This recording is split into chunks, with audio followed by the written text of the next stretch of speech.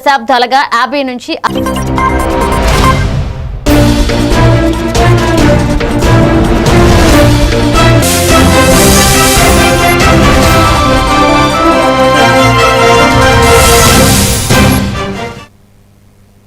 నమస్తే, నేను Priyanka. Welcome to even TV news.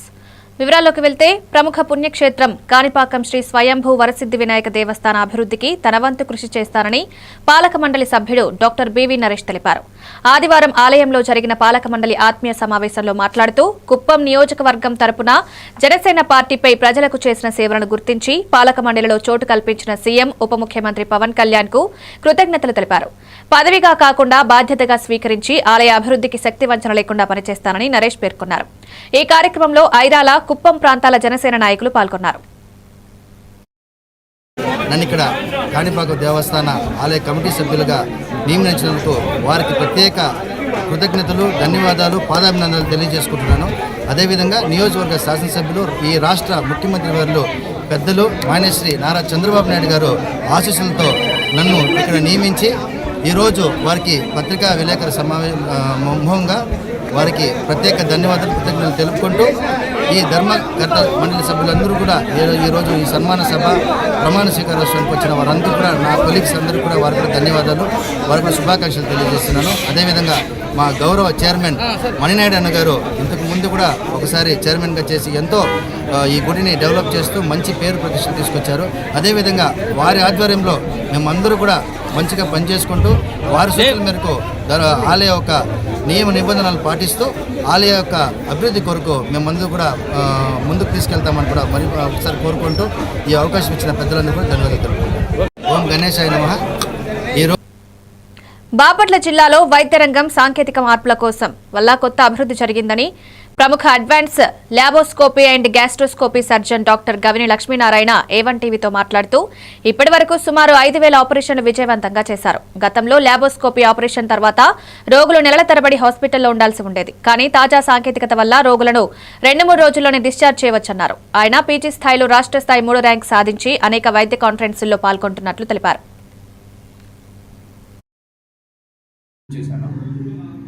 నా సొంతూరు బాపట్ల కావడంతో సర్వీస్ ఓరియంటెడ్గా ఇక్కడ మా తాతగారి పేరు మీద క్లినిక్ పెట్టాను. ఒక 10 బెడెడ్ హాస్పిటల్ ఇది. ఇక్కడ 24 గంటలు అన్ని రకాల వైద్య సదుపాయాలు అందుబాటులో ఉన్నది. అతి ముఖ్యంగా విజయవాడ, గుంటూరు వెళ్ళవలసిన అవసరం లేకుండా గ్యాస్ ట్రబుల్ కానివ్వండి, అత్యాధునికమైన లాప్రోస్కోపిక్ ప్రొసీజర్స్ కానివ్వండి ఇక్కడ మీకు అందుబాటులో ఉంటుంది. మనల్ని ఎక్కువగా ఇబ్బంది పెట్టే గ్యాస్ ట్రబుల్కి మన దగ్గర విజయవాడ, గుంటూరు వెళ్లాల్సిన అవసరం లేకుండా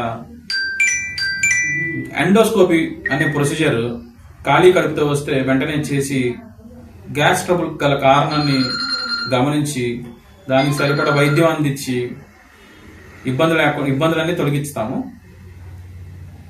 ఇది మన అడితి సెంటర్ దగ్గర నూతనంగా స్టార్ట్ అయిన జీబీఎన్ హాస్పిటల్. సో ఇక్కడ అందుబాటులో ఉండే డాక్టర్లు డాక్టర్ ఆనంద్ గారు, senior MBBS and physician, myself doctor Lakshminarayana ప్రతి మంగళవారం, డాక్టర్ నాగపద్మజ డయాబెటాలజిస్ట్ ప్రతి శనివారం వస్తారు, డాక్టర్ ప్రైరాప శ్రీరామ్ గారు స్పైన్ అండ్ ఆర్థో సర్జన్ ప్రతి శుక్రవారం సాయంత్రం 4 తర్వాత నుంచి అందుబాటులో ఉంటారు, doctor Surendra Nagulapati vascular surgeon అండి, ఆయన ప్రతి మొదటి శుక్రవారం మన హాస్పిటల్లో అవైలబుల్ ఉంటారు. సో మీరు బాపట్ల ప్రజలందరూ ఈ సౌకర్యాలని సద్వినియోగం చేయాల్సిందిగా కోరుకుంటున్నాను.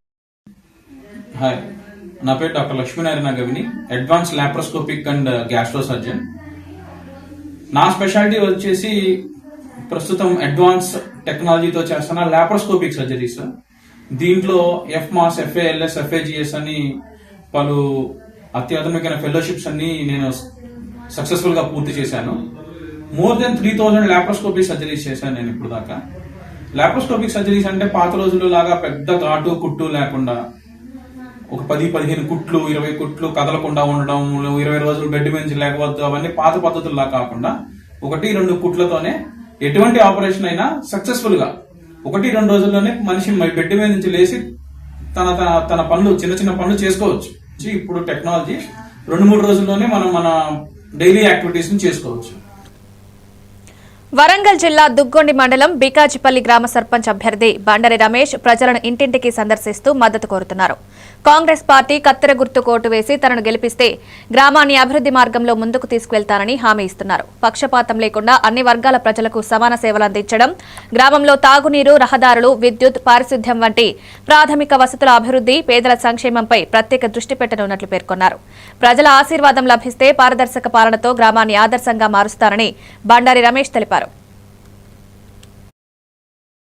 తెలియజేస్తున్నాను.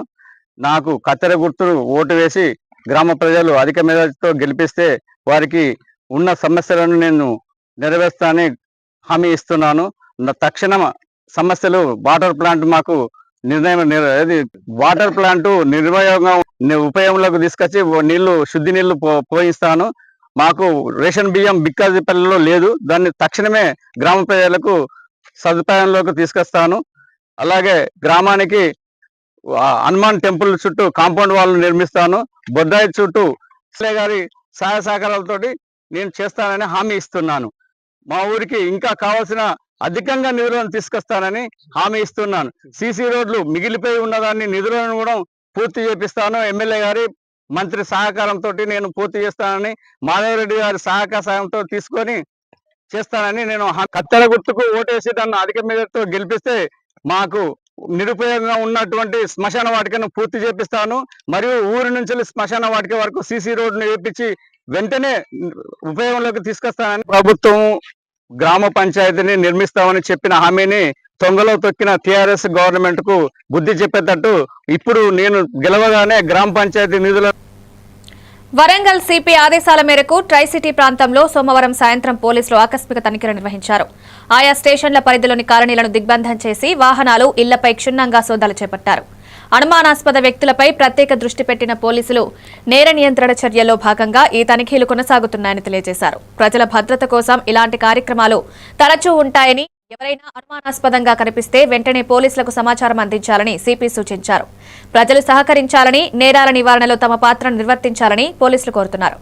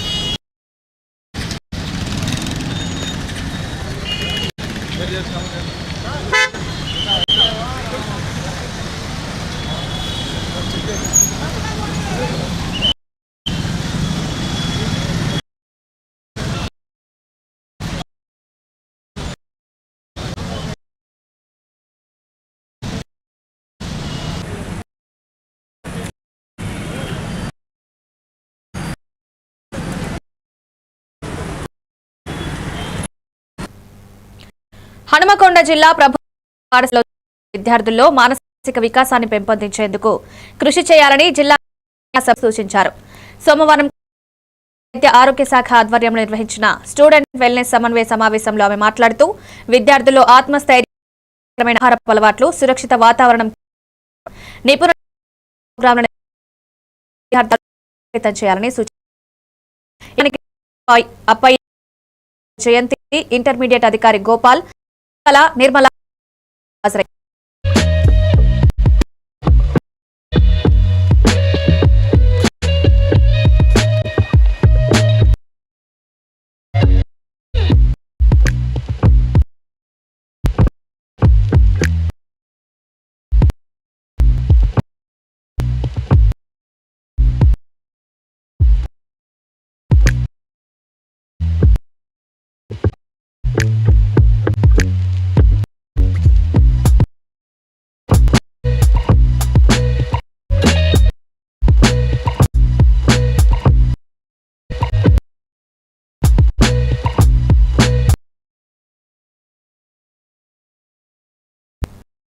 విసన్నపేట మండల పరిషత్ అధ్యక్ష ఎన్నికగా నిర్వహించేందుకు సమావేశం నిర్వహించారు.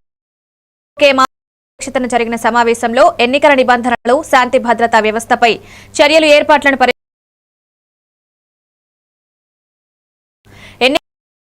వాంఛనీయ పరిస్థితులు చోటు చేసుకోకుండా అధికారులు అప్రమత్తంగా ఉండాలి. ఆర్డీఓ సూచించారు. ఈ సమావేశంలో తహసీల్దార్ కె లక్ష్మీ రత్నాలు తదితరులు పాల్గొన్నారు.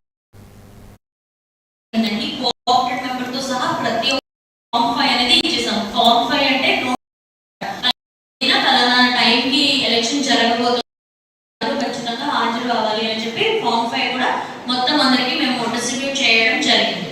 సో యాక్టివిటీస్ చేస్తూ ఉన్నాము.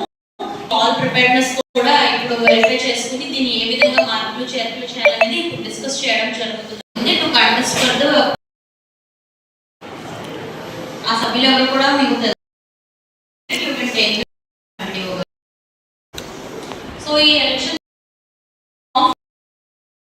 ఇవ్వాల్సి ఉంటుందండి.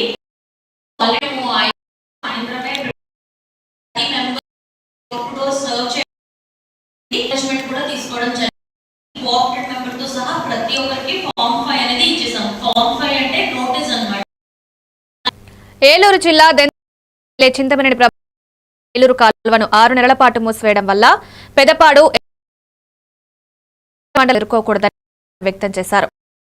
ఏలూరు పీజీఆర్ఎస్ కార్యక్రమంలో పాల్గొన్న ఎమ్మెల్యే జాయింట్ కలెక్టర్ అందజేశారు. కాలువ 12 కిలోమీటర్ల వద్ద యూటీ నిర్మాణం నిమిత్తం 2020 నుంచి జూన్ వరకు కెనాల్ మూసివేయనున్నట్లు నీటిపారుదల శాఖ తెలిపిందని పేర్కొన్నారు. ప్రజలకు తాగునీరు, సాగునీటి సమస్యలు తలెత్తకుండా పోలవరం రైతు ద్వారా ఎమ్మెల్యే విజ్ఞప్తి చేశారు.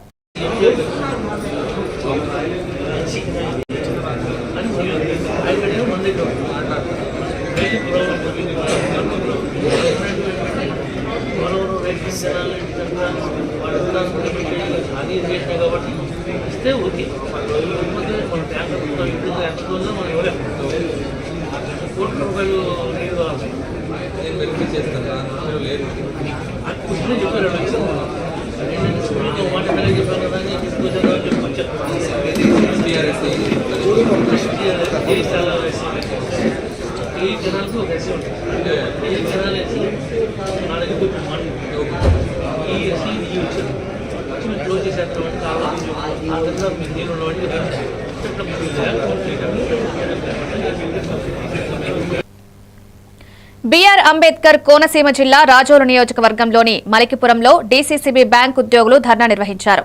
రాష్ట్ర వ్యాప్త నిరసనల్లో భాగంగా ఉద్యోగులు జీవో 36 అమలు చేయాలని, వేతన సవరణ వెంటనే చేపట్టాలని కోరుతూ నినాదాలు చేశారు. రిటైర్మెంట్ వయసును 62 సంవత్సరాలకు పెంచాలని, లాభ నష్టాలకు సంబంధం లేకుండా క్రమం తప్పకుండా వేతనాలివ్వాలని, 2019 తర్వాత సేవలో చేరిన వారిని శాశ్వత ఉద్యోగులుగా గుర్తించాలని డిమాండ్ చేశారు. ఈ నెల 29 వరకు పలు దఫాలుగా ఉద్యమాలు కొనసాగుతాయని తెలిపారు. అనంతరం నల్ల బ్యాడ్జీలు ధరించి తమ నిరసనను తెలియజేస్తూ విధులకు హాజరయ్యారు.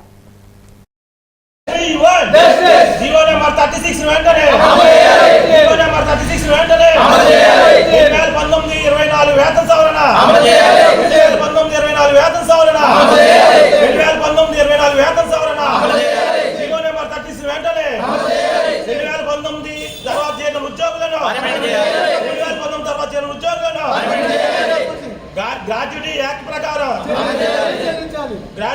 ప్రకారం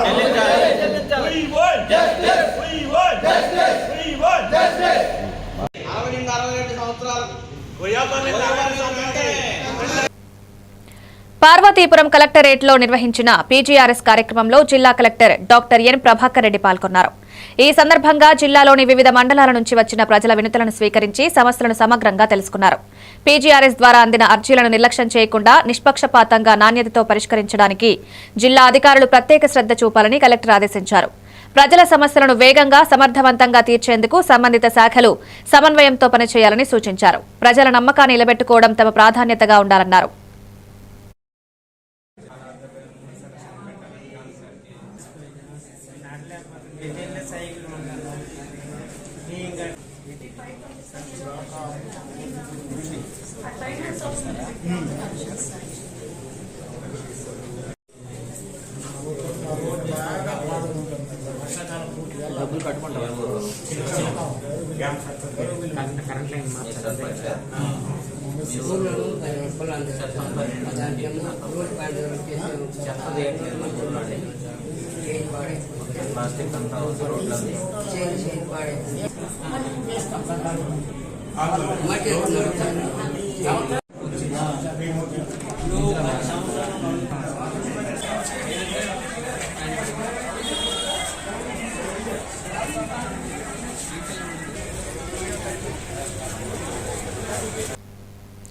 పార్వతీపురం మన్యం జిల్లాలో రైతులకు జరుగుతున్న అన్యాయాన్ని నిలదీస్తామని రైతు సంఘం నాయకులు బుడితి అప్పలనాయుడు స్పష్టం చేశారు. పాలకొండ పరిసర గ్రామాల్లో వరి పంటలను మిల్లర్లకు రవాణా చేసే రైతులపై అన్యాయం జరుగుతున్నట్లు ఆవేదన వ్యక్తం చేశారు.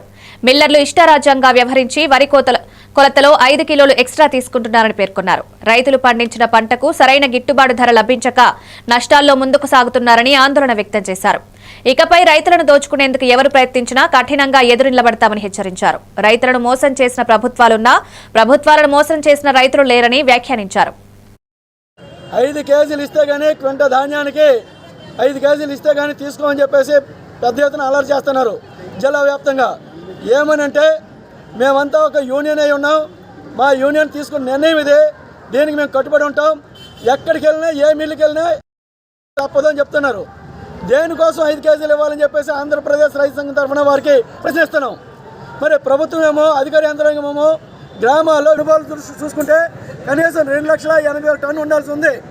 అనేక అనుభవాలు ఉన్నాయి ఈ పార్వతీపురం మన్యం జిల్లాలో. మేము చివరిలో ఉన్నటువంటి కాలువ ఆయకట్టు వర్షాధారంతో పాటు పంటలకి నీరిచ్చే ఆయకట్టులో అపరాల పంట సాగు అవుతుంది. ఈ అపరాల పంట అనేది మరి ఫిబ్రవరి అయితే కానీ తీసే పరిస్థితి ఉండదు. ఆ లోపు రైతులందరూ కూడా అపరాల పంట మధ్యలో వరి కొప్పలు వేసి ఉన్నారు. ఆ వరి కొప్పలు నూర్పుడికి ఫిబ్రవరి నెల అవుతుంది. అప్పటికి మా టార్గెట్స్ అయిపోయింది చెప్పి చేతులు ఎత్తేస్తున్న అనుభవాలు మనకు ఉన్నాయి. అప్పుడు రైతులు మొర్రోకిరమని బ్రోకర్లు మిల్లర్లు చెప్పిన ధరకు అమ్ముకోవాల్సిన పరిస్థితి వస్తుంది. ఈ నేపథ్యంలో చెప్తుంది అందులో వంగ దళారుల నుంచి కాపాడాలని 5 కేజీల ఏదైతే ఉందో దాన్ని రద్దు చేయాలని, ఒకవేళ ప్రకృతి వైపరీత్యాల వల్ల పంట నష్టం జరిగింది అది కూడా ఉంది. అరకులోయలో డీఎస్పీ షేక్ షాబాజ్ అహ్మద్ ఆధ్వర్యంలో హెల్మెట్ అవగాహన బైక్ ర్యాలీ నిర్వహించారు. డిసెంబర్, జనవరి నెలల్లో పర్యాటకుల రద్దీ పెరగడంతో రోడ్డు ప్రమాదాలు సంభవించే అవకాశాలు ఎక్కువగా ఉన్నాయని డీఎస్పీ పేర్కొన్నారు. ప్రతి ఒక్కరూ హెల్మెట్ తప్పనిసరిగా సూచించారు. వాహన చట్టం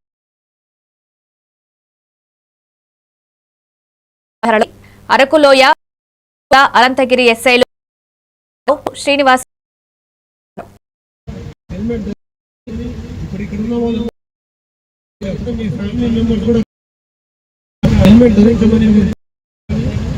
రోజు అరకు వ్యాలీలో హెల్మెట్ ఇంపార్టెన్స్ తెలియజేసాము.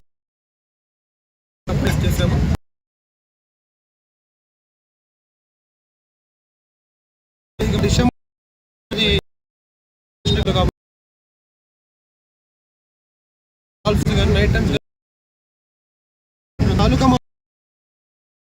ఉంది కాబట్టి ఈ యాక్సిడెంట్స్ నుంచి ప్రాణాపాయం చెప్పేసి దాన్ని చేస్తూ ఈరోజు ఈ ర్యాలీని మనం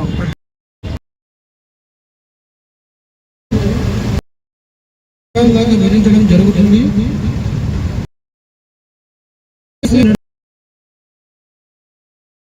డ్రంక్ అండ్ డ్రైవ్ ఫైన్, దాంతో పాటు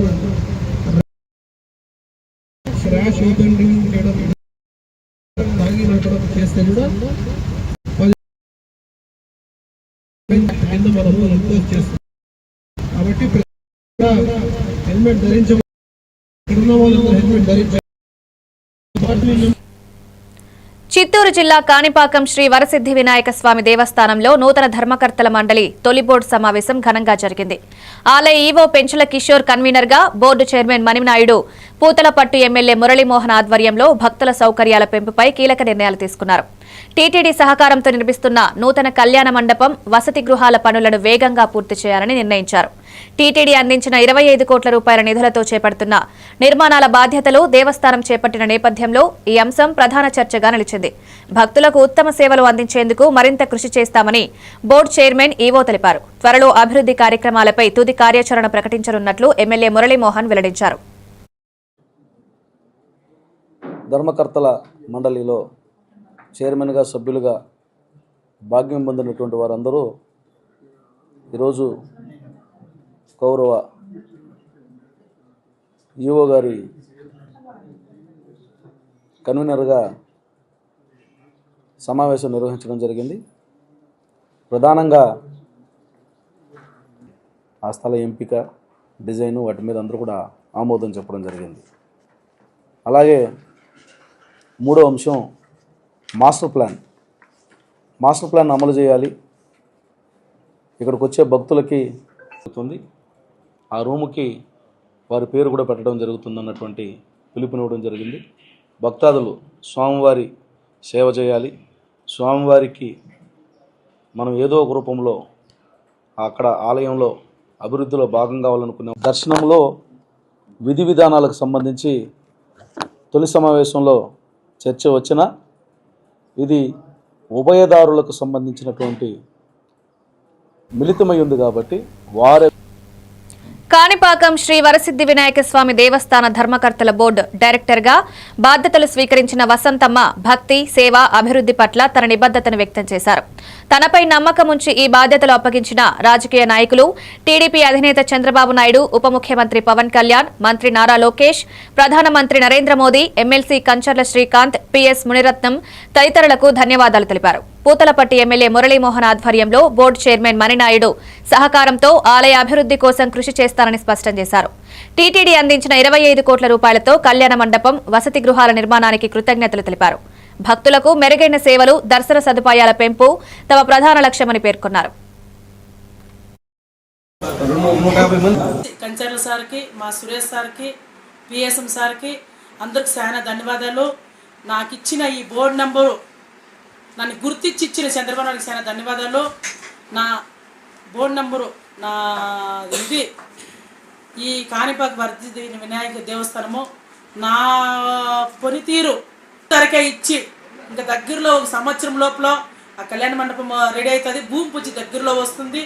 భూమి పూజ చేసి దాన్ని తొందరగా మేము రెడీ చేసి 2 కళ్యాణ మండపం రెడీ చేసి దాంట్లో తక్కువ ధరకు ఎక్కువ బీద కుటుంబాలు ఎక్కువ ఉంది, పెళ్లి చేసుకోకుండా ఉండే కుటుంబాలు అక్కడ వచ్చి పెళ్లి చేసుకుంటే వాళ్ళు కూడా మంచి చేయాలనేది.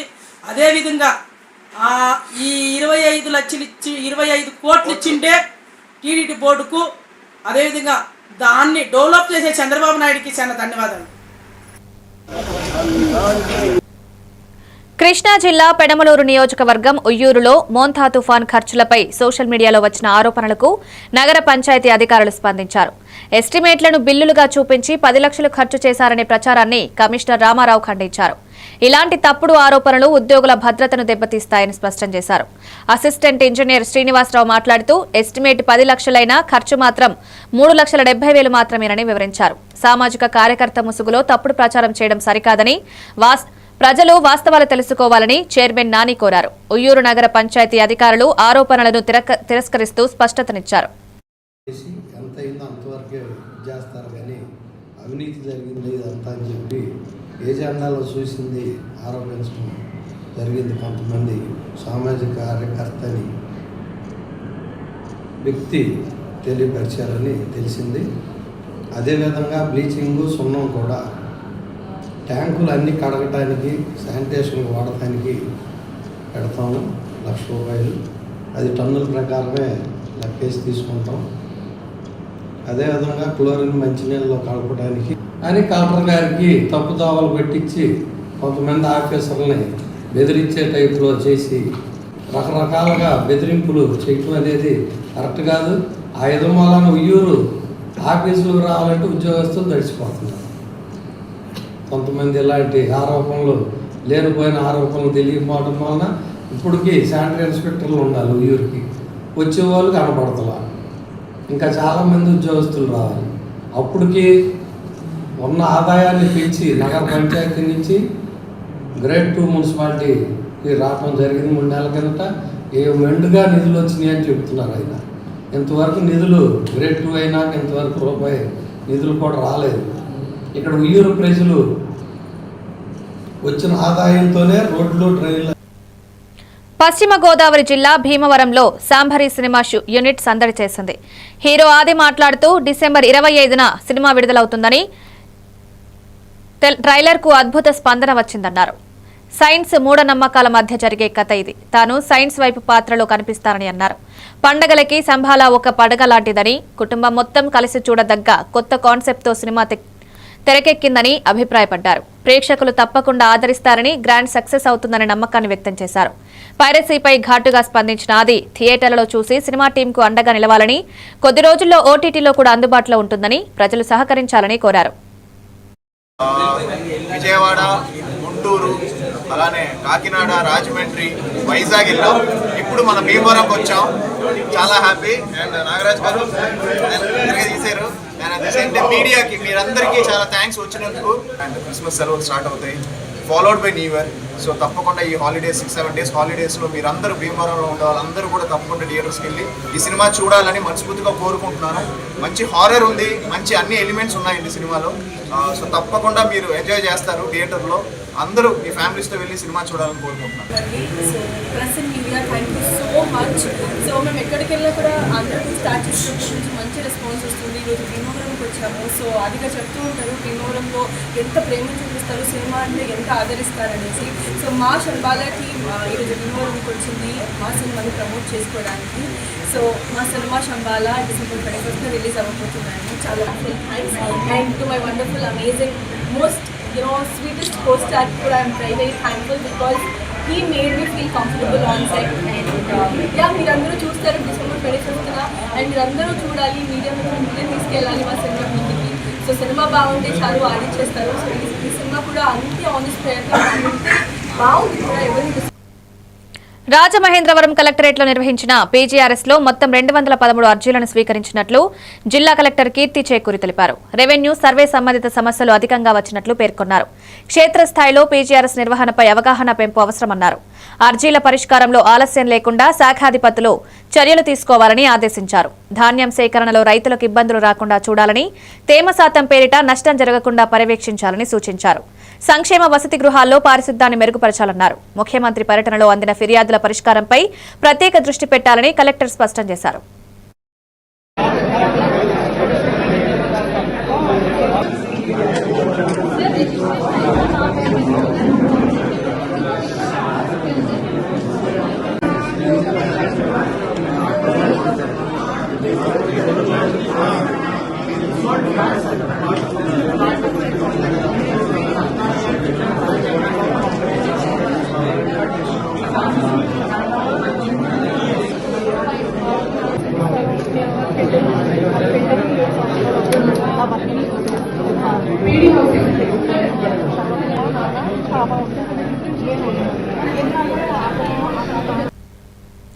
రాజమహేంద్రవరం రూరల్లోని రతన్ టాటా ఇన్నోవేషన్ హబ్ ఆధ్వర్యంలో డిసెంబర్ 9 నుండి 11 వరకు స్పార్క్ పేరిట 3 రోజుల స్టార్టప్ ప్రోగ్రాం నిర్వహించనున్నట్లు జిల్లా కలెక్టర్ కీర్తి చేకూరి తెలిపారు. స్టార్టప్లపై ఆసక్తి ఉన్న యువజనులు, విద్యార్థులు, ఇన్నోవేటర్లు పాల్గొనేలా ఈ కార్యక్రమం రూపొందించబడింది.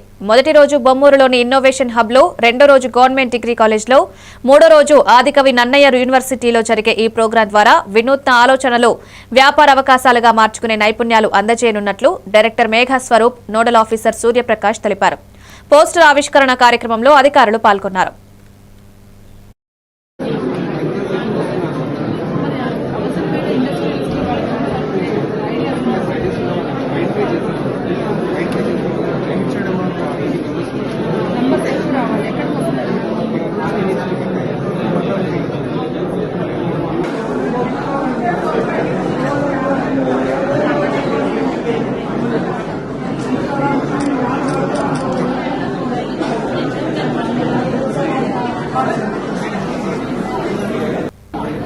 ఇవి updates. Keep watching A one TV news.